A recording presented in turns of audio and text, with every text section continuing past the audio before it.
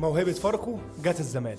رسميا الزمالك بيعلن انتقال احمد شريف موهبة فاركو من فاركو لنادي الزمالك. صفقة بالنسبة لي من اهم صفقات الميركاتو الحالي لنادي الزمالك. الصفقة تمت بناء على رغبة جون ادوارد المدير الرياضي بنادي الزمالك اللي راهن على الصفقة في 2021 وضمه من وادي دجلة لفاركو، ودلوقتي هو بيكمل رهان على اللاعب وشايف انه هيبقى لاعب كبير جدا في صفوف نادي الزمالك، وبيتم ضمه من فاركو لنادي الزمالك بناء برضه على موافقة يانك فيريرا. احمد شريف صاحب ال 22 سنة واحد من اهم المواهب الشابة في الدوري المصري بشكل عام، بيقدر يلعب مهاجم او هاف ليفت شمال. وطبعا اللاعب غاب عن معسكر فاركو الاخير استعدادا لبداية الدوري، وده طبعا عشان كان استعداده لانضمامه لنادي الزمالك، والصفقة تمت والحمد لله احمد شريف في نادي الزمالك.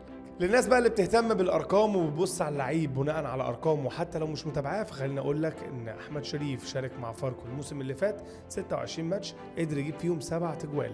وعلى فكره لعب في 26 ماتش دول الناحيه الشمال كهاف ليفت، عشان عمرو ناصر كان بيلعب مهاجم صريح، يعني ما كانش بيلعب مهاجم صريح. كمان هزود لك على ارقامه الموسم اللي فات انه قدر يعمل 18 فرصه ناجحه لفرقه فاركو، وكمان عدى ال 31 مراوغه صحيحه، ودي فعاليه كبيره للاعب بيلعب في المركز ده. وعلى فكره الارقام دي كانت في الدوري العام بس، ما كلمتكش على الرابطه ولا كلمتك حتى على كاس مصر. بالرغم بقى من ان هو عنده 22 سنه ولعب في الدوري المصري بس لوادي دجله وفاركو، قدر يجيب 15 جول في الدوري العام وقدر يعمل 4 اسيست. ده هو لسه ما كملش ل 22 سنه.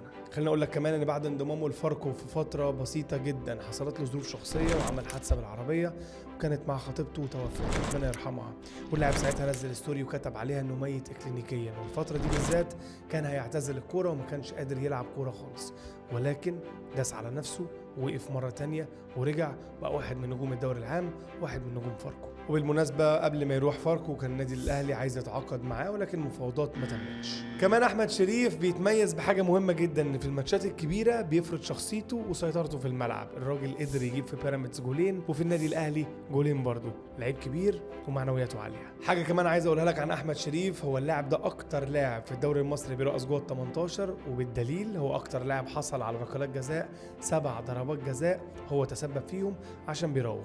كمان اللاعب ده بيجيب جوال برجله اليمين ورجله الشمال وبدماغه، لعيب مشاكس جوه البوكس.